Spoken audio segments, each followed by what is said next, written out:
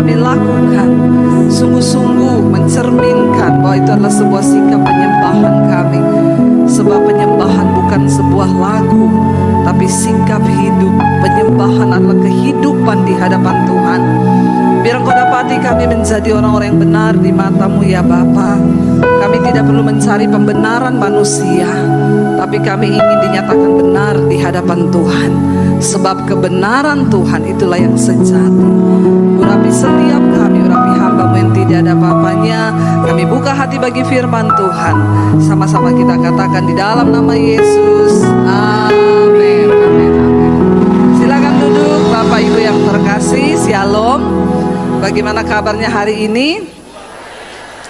Luar biasa. Saya mengucapkan pertama-tama terima kasih buat Bapak Gembala, Pak Samuel dan juga Ibu yang sudah mempercayakan pelayanan ini kepada kami. Ya, kita kembali berjumpa ya. Yang dulu kayaknya tahun lalu ya Pak ya. Setahun sekali jatahnya ya. Haleluya. Ya saudara, ya kita ini berkata kita menyembah Tuhan, tapi penyembahan yang sesungguhnya itu bukan sekedar lagu tapi sikap hidup kita. Ya, dan saya percaya ada berkat Tuhan bagi orang yang mau sungguh-sungguh hidup benar di hadapan Tuhan. Coba kita baca dulu Mazmur 5 ayat yang ke-12 ya. Mazmur 5 ayat yang ke-12 berkata, kita akan lihat bersama, ya kita baca bersama dengan suara yang keras dan imani di dalam hatimu. Katakan 1, 2, 3. Sebab Engkaulah yang memberkati orang benar ya Tuhan, Engkau memagari dia dengan anugerah-Mu seperti perisai. Ya baca sekali lagi, sebab Engkaulah yang memberkati orang benar ya Tuhan, Engkau memagari dia dengan anugerah-Mu seperti perisai.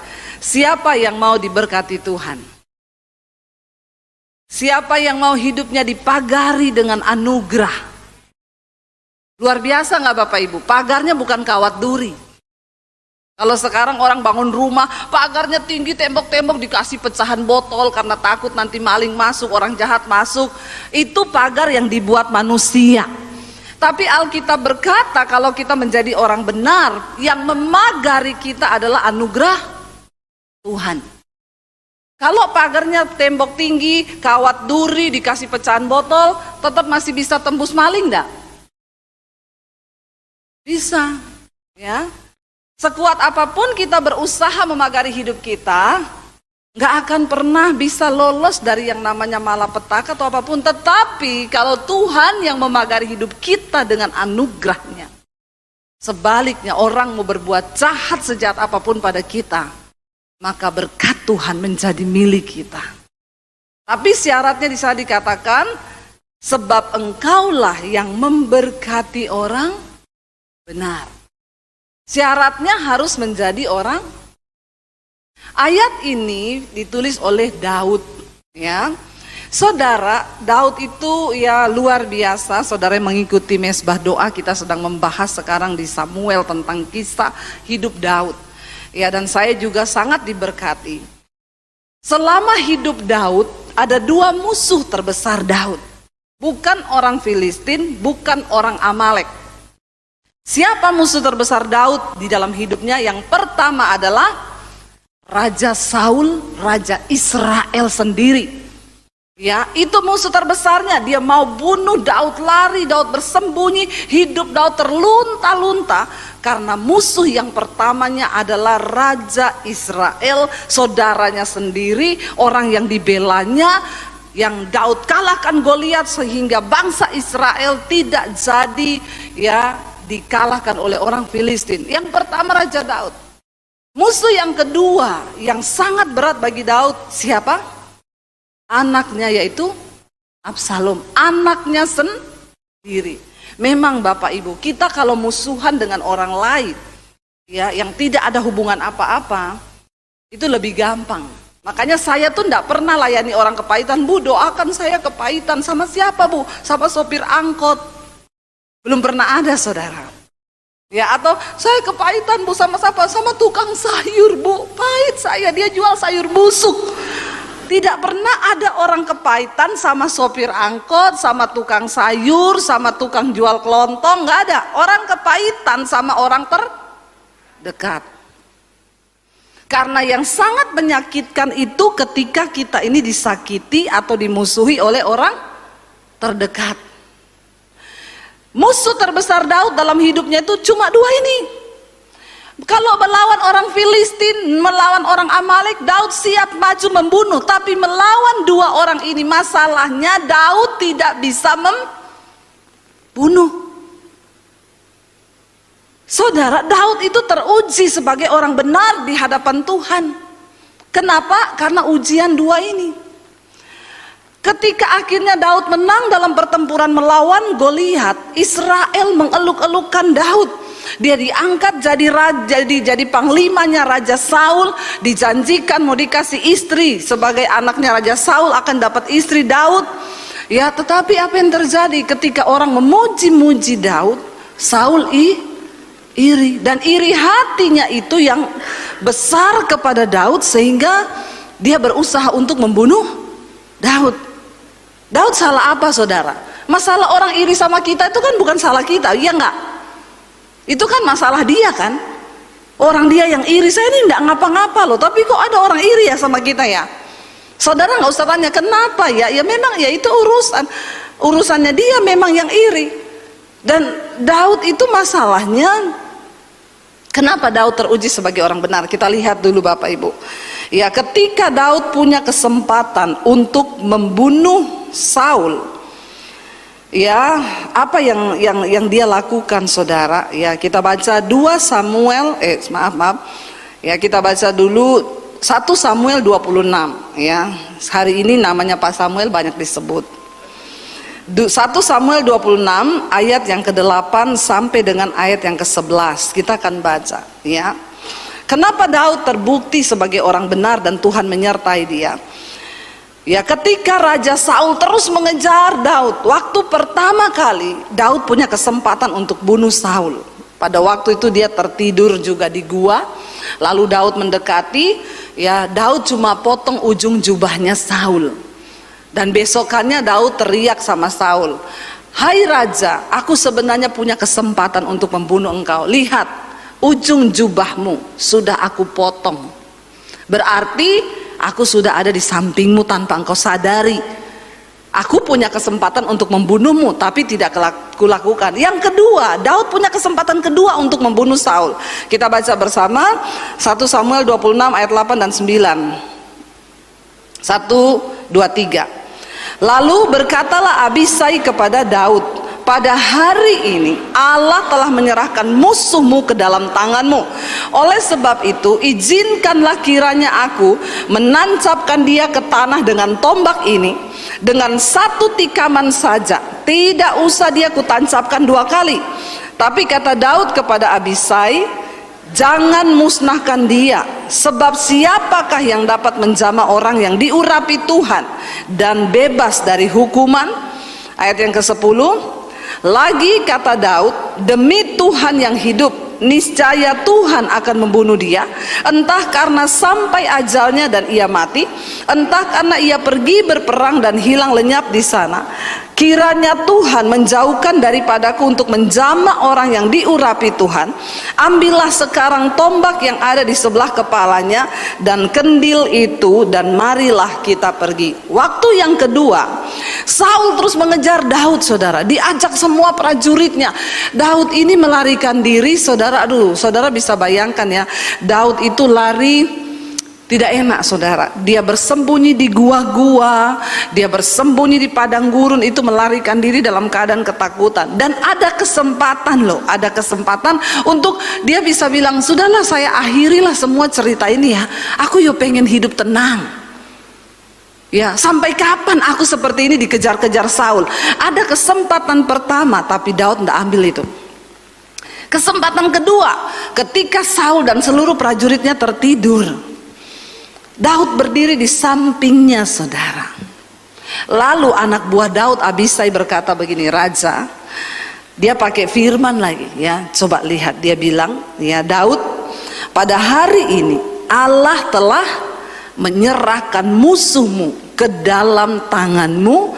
Sebab itu, ya biarkanlah kiranya aku tikam dia sekali saja, aku tikam dengan tombak karena lagi tidur. Nggak usah 2 kali, sekali tikaman mati Saul. Kalau Daud ini orang yang tidak benar, dia langsung ngomong apa? Puji Tuhan. Betul, betul, memang Tuhan sudah berfirman akan menyerahkan musuhku ke dalam tanganku. Hati-hati loh saudara, nasihat yang kelihatannya pakai firman loh, belum tentu itu benar. Abisai bilang, ini saatnya ya. Di ayat yang lain ketika pertama kali Daud mau bunuh dia, anak buahnya juga berkata, Yoab bilang, inilah Tuhan telah menggenapi firman-Nya, Dia menyerahkan musuhmu ke dalam tanganmu.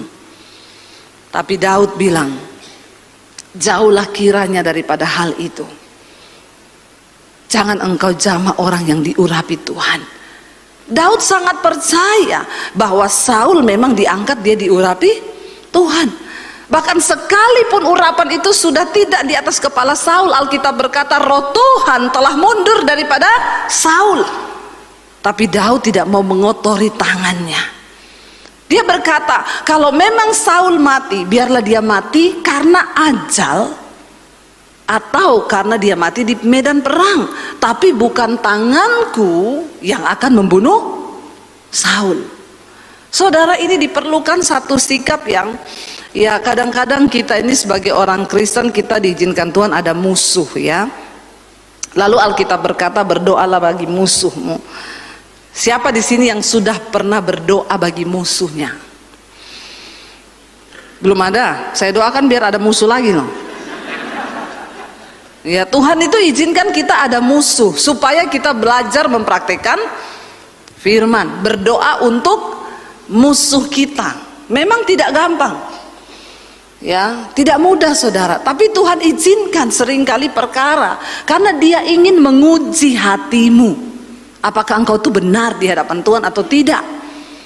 Ya, jadi jangan ya ada yang bilang saya berdoa Bu bagi musuh saya. Saya bilang Tuhan, aku tidak mau membalas dia karena pembalasanmu lebih kejam Tuhan pasti. Kalau Tuhan yang balas habis kau. Hati-hati Bapak Ibu. Ya, saya pernah mengalami kepahitan yang begitu luar biasa. Dan yang membuat saya pahit itu pendeta loh. Bukan Pak Haji, bukan orang yang tidak mengenal Yesus, tapi memang musuh terbesar Daud orang yang terdekat. Ya, saya pahit sama pendeta tapi bukan Pak Samuel. Ya, kalau ini hati Bapak, kalau yang sana hati Bapak tiri. Tapi Tuhan akan izinkan. Kenapa ya Tuhan izinkan? Saya pahit saudara, saya kecewa sama orang ini. Saya bilang Tuhan, kenapa ada orang seperti ini? Pelayanan saya semua ditutup, ya. Singkat cerita kami nggak bisa bayar cicilan rumah. Saya bilang kita benar-benar kena kutuk sama pendeta itu.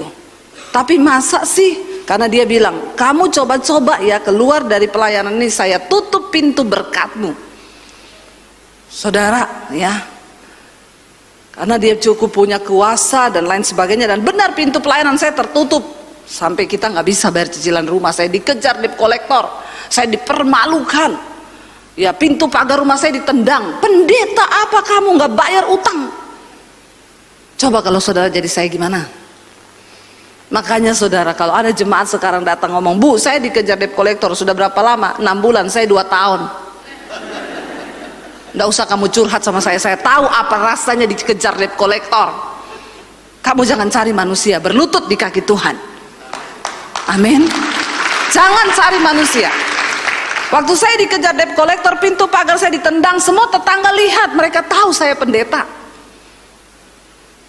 Saudara, saya masuk di kamar, saya tanya, Tuhan, aku ini hamba-Mu loh. Apa yang terjadi dengan hidupku? Kenapa Tuhan bikin begini dan Engkau diam saja Tuhan? Jawaban Tuhan cuma satu kata gini, kalau aku izinkan, lu mau apa? Dipermalukan. Kamu udah sama kayak aku. Yesus bilang, saya diludahi muka saya, menjadi tontonan di depan umum. Kamu kan belum diludahi kan mukamu? Saya nangis di situ saudara. Lalu saya pahit, saya nggak bisa berdoa tiap hari. Saya ingat sama mukanya dia. Orang itu kepahitan sama jatuh cinta sama.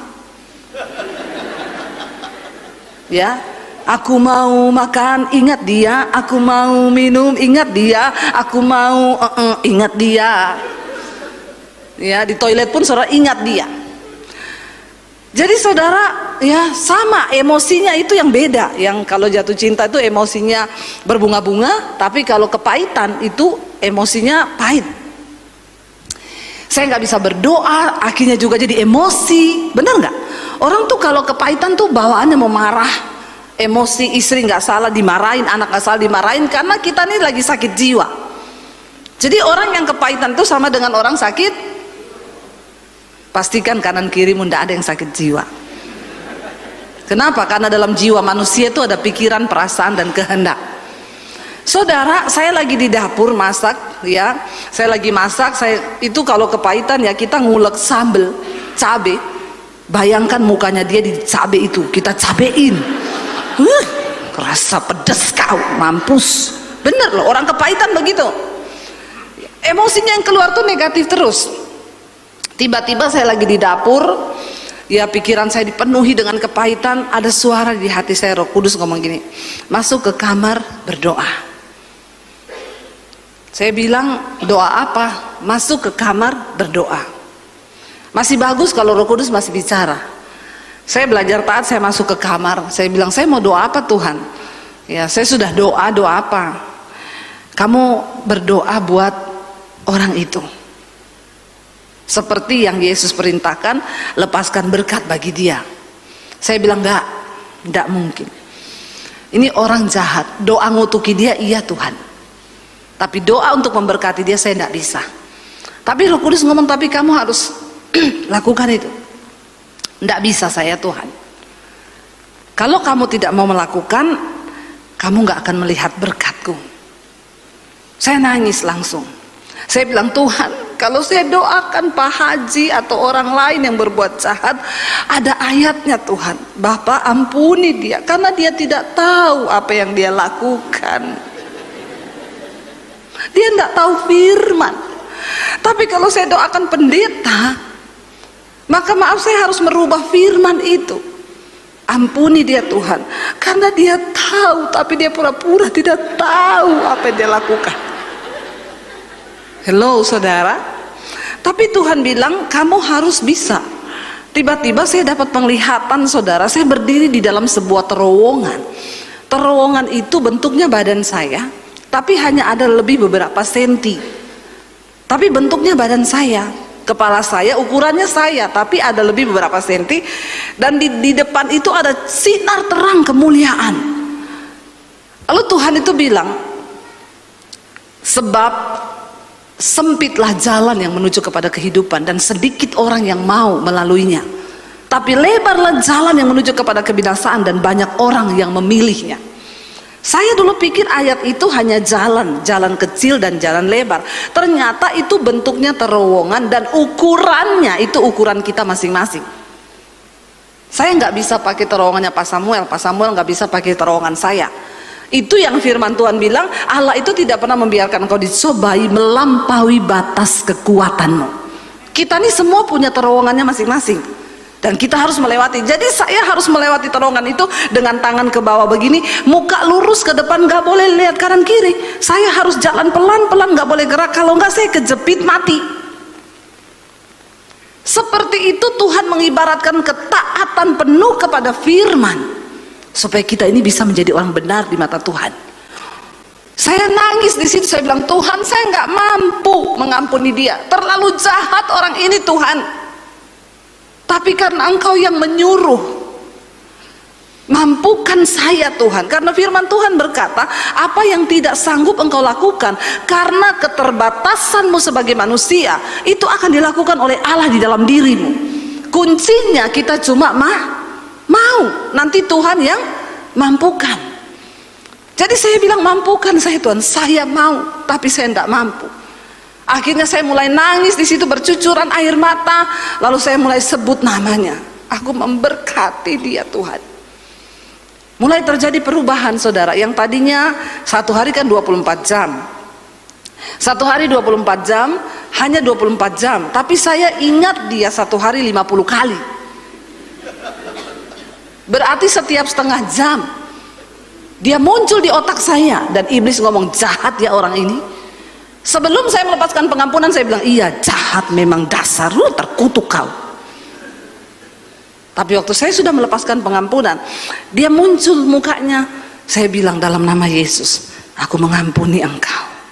Saudara, kita itu mengampuni bukan untuk kebaikan dia aja, untuk kebaikanmu, karena itu penawar racun kepahitan. Amin. Makanya Yesus berkata begitu.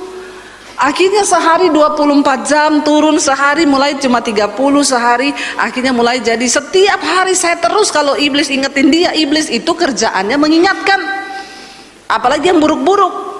Iblis ingatin, jahat ya orang ini ya, padahal dia pendeta loh, kenapa dia berbuat begitu sama kamu?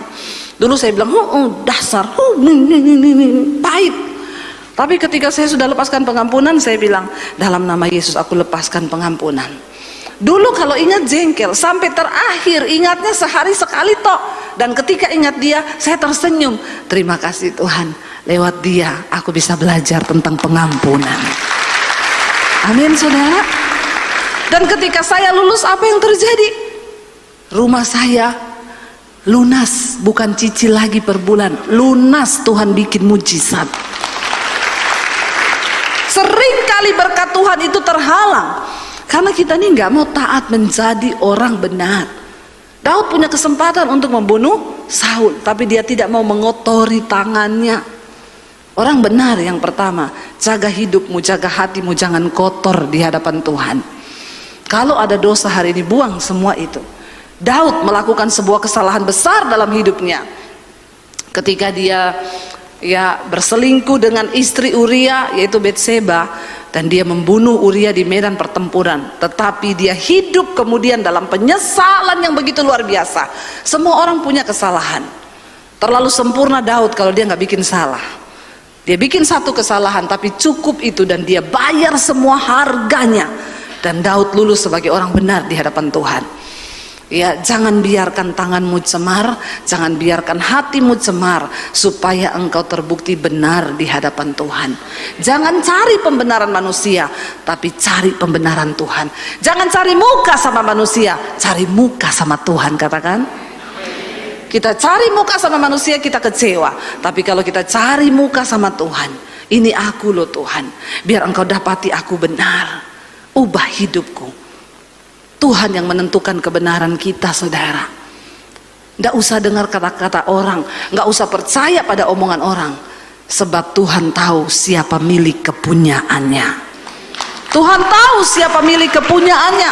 Percuma kita mau pencitraan, kalau Tuhan lihat hidupmu tidak benar, ya maka bukan berkat yang engkau terima, tapi kutuk.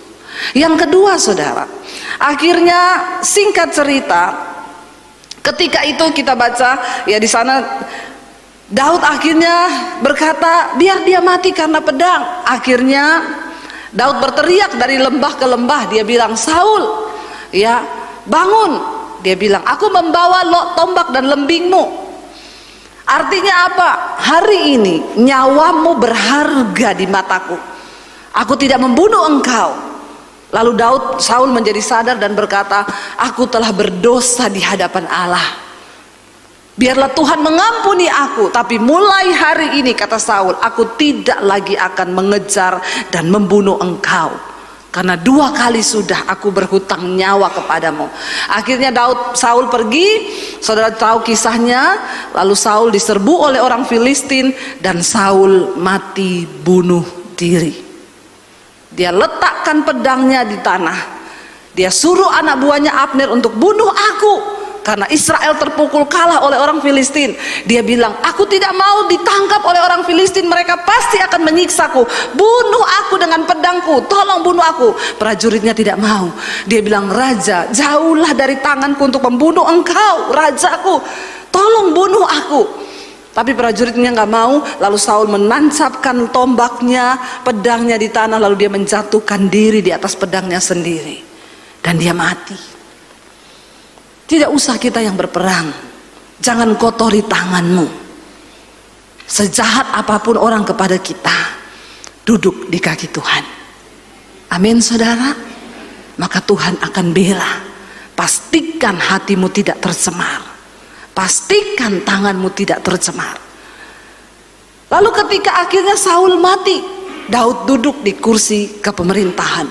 Dia diangkat Tuhan menjadi raja. Dia berkuasa atas Israel. Apa yang Daud lakukan sehingga dia terbukti benar di hadapan Tuhan, saudara? Ya, kita lihat ya, ketika Daud akhirnya diangkat oleh Tuhan menjadi raja, dia tidak ya membalas lagi Saul. Bahkan ketika Saul hidup pun ya, Daud tidak pernah berniat untuk membunuh Saul. Yang kedua, saudara, kita baca bersama 2 Samuel pasal yang ke-9. Waktu Daud sudah menjadi raja ya. Waktu Daud sudah menjadi raja, Daud melakukan ini, saudara. Mari kita lihat ya, supaya engkau terbukti benar di hadapan Tuhan. 2 Samuel pasal yang ke-9 ayat yang pertama mulai. Waktu Daud sudah menjadi raja, dia berkata begini, baca bersama. Berkatalah Daud, masih adakah orang yang tinggal dari keluarga Saul? Maka aku akan menunjukkan kasihku kepadanya oleh karena Yonatan. Daud ingat kepada Yonatan anak Saul ya. Lalu ayat yang berikutnya kita lihat bersama, ayat yang kedua. Adapun keluarga Saul mempunyai seorang hamba yang bernama Siba. Ia dipanggil menghadap Daud. Lalu raja bertanya kepadanya, engkaukah Siba? Jawabnya, hamba tuanku. Ayat yang ketiga. Kemudian berkatalah raja, tidak adakah lagi orang yang tinggal dari keluarga Saul? Aku hendak menunjukkan kepadanya kasih yang dari Allah. Lalu berkatalah Siba kepada raja, masih ada seorang anak laki-laki Yonatan yang cacat kakinya. Ayat yang keempat, tanya raja kepadanya, di manakah ia? Jawab Siba kepada raja, dia ada di rumah Makir bin Amiel. Ayat yang kelima, ya sesudah itu Raja Daud menyuruh mengambil dia dari rumah Makir bin Amiel dari Lodebar. Ayat yang keenam, dan Mefiboset bin Yonatan bin Saul masuk menghadap Daud. Ia sujud dan menyembah. Kata Daud, Mefiboset. Jawabnya, inilah hamba tuanku. Ayat yang ketujuh. Kemudian berkatalah Daud kepadanya, janganlah takut, sebab aku pasti akan menunjukkan kasihku kepadamu oleh karena Yonatan ayahmu, dan aku akan mengembalikan kepadamu segala ladang Saul nenekmu, dan engkau akan tetap makan sehidangan dengan aku. Bapak Ibu, kenapa Daud itu akhirnya terbukti benar waktu dia sudah duduk di kursi kepemerintahan raja? Ya, dia tidak ada sedikit pun niat jahat terhadap keturunan Saul. Dia panggil orang cari tahu, masih ada nggak keturunannya Raja Saul? Aku ingin menunjukkan kasih yang dari Allah. Akhirnya ditemukanlah satu yang namanya Mefiboset. Ini anaknya Yonatan, dia cacat kakinya. Ya, lalu akhirnya saudara dia panggil Mefiboset datang ke istananya, dan Alkitab dengan jelas berkata Daud mengembalikan segala tanah-tanah milik Raja Saul. Semua kebun anggurnya, semua harta milik Saul dikembalikan kepada Mefiboset.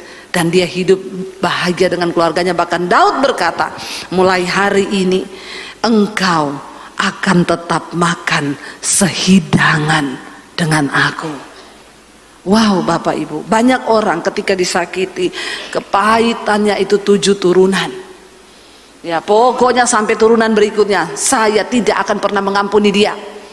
Tapi hari ini kita belajar, kenapa Daud diberkati Tuhan dan dia dipagari dengan anugerah dan rahmat Tuhan. Kalau saudara mau melihat hidupmu dipagari oleh anugerah Tuhan, ya jangan pernah balas jahat dengan jahat, tapi kalahkanlah kejahatan dengan kebaikan. Mari kita tunduk kepada firman saudara. Memang tidak mudah. Saya itu kalau ketemu banyak orang Kristen ya, datang, bu saya itu kepahitan bu, oh, itu mertua saya jahat, ipar saya itu jahat. Saya jawab begini, doakan. Mungkin mertuamu itu jahat sama kamu, saya bilang karena kamu jarang kasih duit. Coba kalau dia makin jahat, kamu makin sayang. Kirimin makanan, kirimin roti, tapi jangan kasih sianida. Ya, kirimin dia, kasih duit. Saya percaya tidak ada kejahatan yang bisa kalah dengan kejahatan. Tapi karena kejahatan hanya bisa dikalahkan dengan, kalau dia jahat sama kamu, itu artinya kamu kurang berbuat baik sama dia. Tidak ada amin. Tapi orang Kristen tuh ya kalau dinasihatin begitu Pak, jawabannya gini, enak aja, ibu ndak rasa. Saya bilang, kamu itu telepon saya untuk apa? Minta nasihat firman kan? Saya kasih nih nasihat firman. Ya iya, tapi kan karena ibu ndak rasa, ya sudah kamu minta nasihat sama dukun sana. Heran ya, dikasih nasihat sesuai firman dibantah saudara, dibantah habis. Ibu sih ndak rasa jahatnya mertua saya. Coba kalau ibu punya mertua kayak gitu, saya nggak tahu itu lagi bagaimana. Ya Allah, subhanallah. Saya jadi bingung ya. Orang-orang Kristen tuh datang, bu suami saya tuh jahat, selingkuh, gini. Ibu berdoa. Saya cuma bisa nasihati ibu berdoa. Enak aja berdoa bro. Saya sudah berdoa bu, 10 tahun saya berdoa buat suami saya. Ya tetap berdoa sampai ibu melihat jawabannya. Ya karena ibu tangan gak rasa jahatnya suami saya. Kalau udah gitu saya jawab, sampai suruh kau kawin, syukur. Emang saya suruh kau kawin sama dia? Pusing saudara, nasehatin orang Kristen dikasih firman, nggak terima. Lah terus ibu mau saya nasihatin apa ibu? Cerai saja. Terus ibu bilang yes. Saudara, firman itu berkuasa. Cuma sayang banyak orang yang tidak percaya dan akhirnya tuh mereka tidak mau melakukan. Kenapa? Karena memang melakukan firman itu harus mengalahkan kedagingan. Ya, banyak orang bercerai kan gara-gara mertua. Ya saya cerai sama suami saya bu, kenapa? Terlalu banyak campur tangan mertua. Saya bilang sebenarnya Tuhan mau bentuk kamu lewat mertuamu loh. Kenapa kamu kalah memilih perceraian? Ya harusnya kamu berbuat baik sama mertuamu. Dia jahat kasih duit. Amin. Aminnya itu kok kayak berat ya. Jangan-jangan ngomong juga, ibu nggak tahu mertua saya. Ya udah beli tanaman ada yang lamanya lidah mertua. Itu kayak pedang, taruh di rumahmu. Kalau mertuamu datang bilang, bu ini tanaman namanya apa? Lidah mertua. Terus itu maumu maksudnya. Saudara, ya kita belajar kenapa Daud itu memang menjadi orang benar tuh tidak mudah, tapi berkatnya itu luar biasa. Masalahnya orang Kristen tuh semua mau berkatnya. Tadi tak tanya, siapa yang mau diberkati Tuhan? Angkat tangan. Siapa yang mau hidupnya dipagari oleh anugerah? Semua angkat tangan. Begitu tanya, siapa yang mau mengampuni mertua? Saudara, ya inilah kehidupan. Semua yang terjadi di hidup kita itu adalah sebagai pembelajaran supaya kita ini semakin hari semakin. Saya ini sudah mengalami semua proses itu. Ya, dan saya tetap menjalani, saya tetap berbuat baik. Dulu orang yang fitnah saya, orang yang kasar sama saya, sekarang saya yang sekolahin anaknya. Tidak apa-apa. Supaya engkau terbukti benar di mata Tuhan. Amin. Supaya hidupmu dipagari oleh anugerah. Aduh saudara itu belum merasa hidup dipagari oleh anugerah. Saya itu udah rasa saudara. Ya, saya sudah rasa. Saya kemana-mana tuh ke luar negeri saudara, nggak pengen naik bisnis kelas. Diundang pun saya bilang beli ekonomi aja ya Pak. Tiba-tiba ada orang tanya, ibu tanggal sekian sampai sekian kemana? Oh saya nggak bisa Pak, saya ke Sydney. Oh ibu ke Sydney? Iya. Udah dapat tiket? Sudah. Visa sudah punya belum? Sini saya urusin visanya.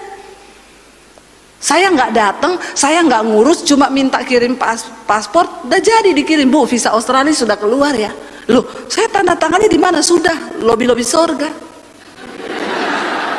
Amin. Itu orang kalau hidupnya dipagari anugerah tuh saudara, jangan iri sama saya, jangan iri. Mau nggak memberkati, mau nggak jadi orang benar, mau nggak melepaskan pengampunan? Hello. Itu aja. Ditanyain lagi, ibu sudah beli tiket? Oh sudah Pak, dari gereja sana yang ngasih. Tiketnya apa bu? Ekonomi. Bisa kirim? Iya, saya upgrade ke bisnis. Dipagari oleh anugerah. Saya bilang enggak usah Pak, saya naik ekonomi aja cukup bu. Tubuh ibu itu bait Allah. Haleluya saudara. Saya nggak mikir loh, Tuhan kirim orang lain mikir loh. Iya enggak? Kita nggak pernah mikir, saudara. Tapi Tuhan tuh ajaib. Hidup dipagari oleh anugerah tuh begitu. Saya sekarang nggak pernah beli baju. Ibu sekarang di Zara ada keluar model baru. Ibu pergi ke sana ya, beli semua ya Bu, saya yang bayar. Anugerah tuh. Makanya jangan iri kalau lihat saya pakai baju bagus. Itu karena dikasih anugerah. Ya, sepatu, tas yang saya pakai itu semua anugerah. Saya nggak pernah beli. Saya nggak pernah beli, saudara, anugerah. Mana mau saya beli sepatu gini 15 juta, ini 15 juta ini. Tapi bukan saya yang beli, bukan saya. Tiba-tiba Bu, saya lagi di Singapura, kaki Ibu nomor berapa ya? Aduh, nggak usah repot-repot Bu, kenapa lagi? Nggak, kaki nomor berapa? Nomor 40 ya sudah, tiba-tiba dikirim ke rumah. Bagaimana saudara?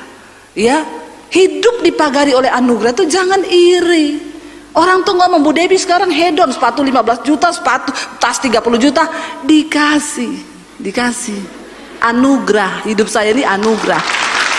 Hidup saya ini anugerah. Uang saya, Tuhan berkati saya untuk bangun gereja di desa-desa, untuk bangun tuh pendeta-pendeta miskin di desa. Karena saya nggak tega beli tas 30 juta aja, saya nggak tega saya. Kenapa? Tuhan bilang 30 juta jadi satu pastori di desa. Ngapain? Kalau saya pakai tas mahal, percayalah itu dikasih orang. Benar. Itu namanya hidup dipagari oleh, makanya orang enak banget ya Bu. Iya, saya mau jalan-jalan ke Bali aja. Ibu sudah punya hotel mau ke Bali? Ya gampang lah, nanti di sana saya booking sendiri. Udah ya Bu, saya udah bookingkan. Mulia. Nggak main-main loh saudara. Kita tuh berjalan, hidup dipagari oleh anugerah tuh terjadi. Semua orang kepengen itu, tapi mau ndak engkau melakukan firman? Ketika engkau disakiti, lepaskan pengampunan. Ketika engkau punya kesempatan untuk balas, engkau ndak balas. Lalu yang terakhir, kenapa Daud itu dianggap berkenan di hadapan Tuhan? Saudara, ketika Saul sudah mati, Daud menjadi raja, dia melahirkan anak.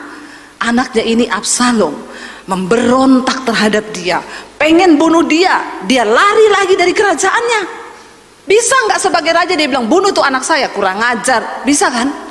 Itulah yang membuat Daud itu musuh terbesarnya itu lagi Absalom. Kenapa? Dia nggak sanggup membunuh darah dagingnya sendiri. Daud memilih ngalah. Dia keluar dari istana, mereka melarikan di padang gurun, mereka menyeberangi sungai dengan para prajuritnya. Para prajuritnya juga gondok. Nih Daud ya, kebangetannya. Bisa kan dia bunuh anaknya satu itu tok? Tapi Daud tidak melakukan itu, dia lari. Ketika dia lagi dalam pelarian dari Absalom anaknya, saudara, lihat baca bersama, dia ketemu sama satu orang yang juga masih Saul ya. Kita lihat di sini 2 Samuel pasal yang ke-16.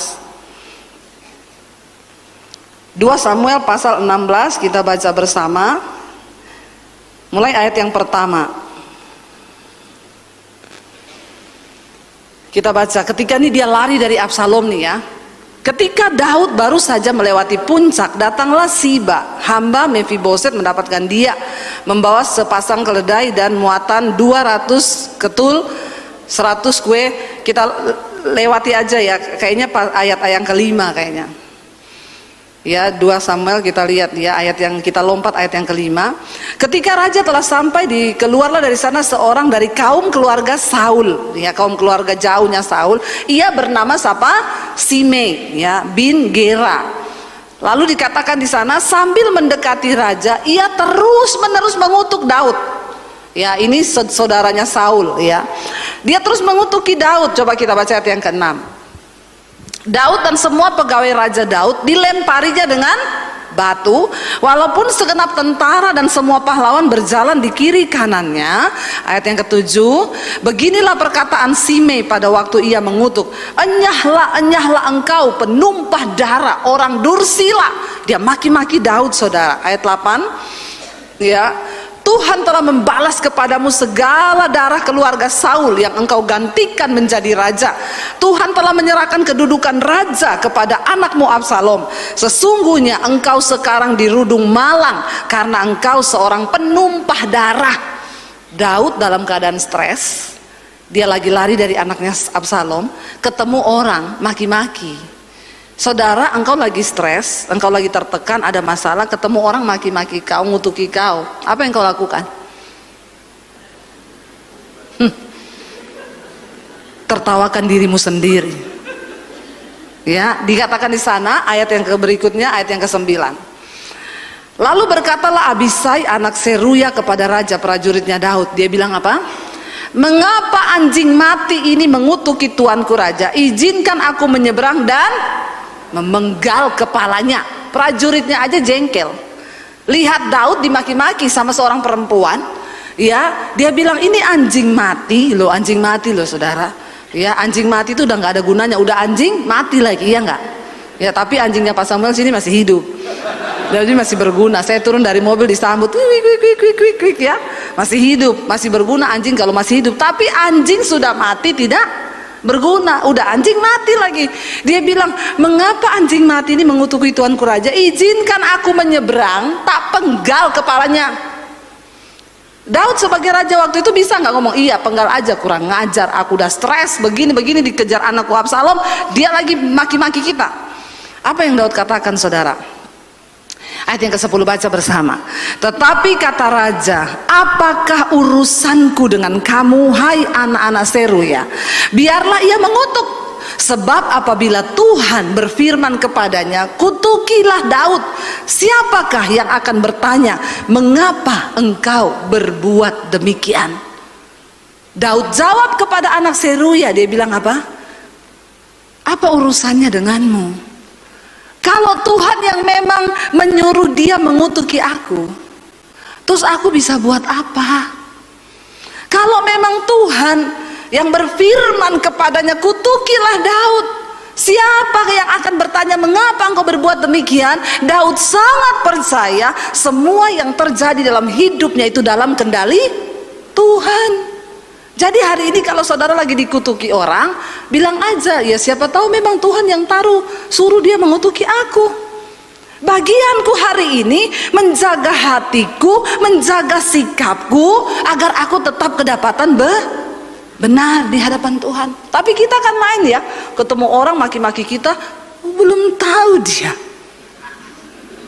belum tahu ya kamu kenal nggak sama bapak saya? Kagak. Oh ya udah, kenalan dulu. Kita kan suka begitu. Daud, anak buahnya bisa, Daud langsung ngomong, iya menyeberang sana, penggal saja kepalanya. Ini orang nggak menghormati raja. Seringkali Tuhan akan izinkan kita direndahkan. Seringkali Tuhan akan izinkan hal-hal yang pahit menimpa kita. Tapi ingat, semua yang terjadi di hidupku itu adalah seizin Tuhan. Amin.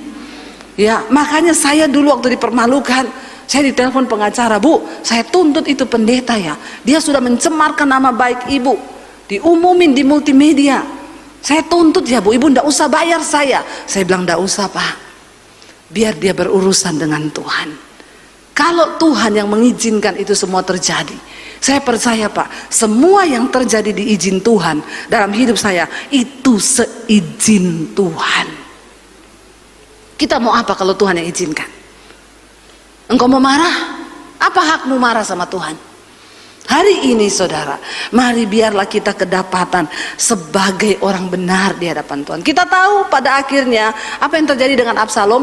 Ketika Absalom maju untuk melawan pasukannya Daud, Daud pesan kepada Yoab panglimanya, kamu maju berperang, tapi satu, jangan kau bunuh Absalom, jangan engkau berlaku kasar terhadap dia, sebab aku mengasihi dia anakku. Tapi Yoab panglima Daud ini udah jengkel, nih orang bikin masuk kita dalam masalah, kita keluar masuk hutan gara-gara dia. Waktu maju peperangan, Absalom naik kuda, kesangkut kepalanya di dahan pohon, kudanya lari sendiri, Absalom tergantung di pohon. Tuhan tuh selalu punya cara kok, ya, untuk menggantung kepala orang-orang itu di pohon. Tapi saudara tidak usah berdoa begitu, Tuhan gantung dia Tuhan, tidak usah ya. Ada selalu cara, percayalah, kefasikan tidak akan pernah menang melawan kebenaran. Dan Tuhan selalu ada di pihak orang-orang yang benar. Tapi kenapa Tuhan izinkan itu? Satu, untuk membuktikan kemurnian imanmu. Yang imanmu itu lebih murni daripada emas yang teruji di dalam dapur peleburan api. Saya undang para imam musik maju ke depan. Bapak Ibu, ya kita percaya tadi firman Tuhan berkata, kita baca kembali tadi Mazmur pasal yang kelima ayat 12 tadi, biar ini menjadi renungan kita supaya kita mau melakukan. Baca lagi satu kali bersama-sama, 1, 2, 3. Sebab Engkaulah yang memberkati orang benar, ya Tuhan, Engkau memagari dia dengan anugerah-Mu seperti perisai. Ingat, kalau kita mau diberkati Tuhan, kita harus percaya bahwa Tuhan berdaulat penuh atas hidup kita. Bangkit berdiri bersama. Mari tutup matamu di dalam hadirat Tuhan.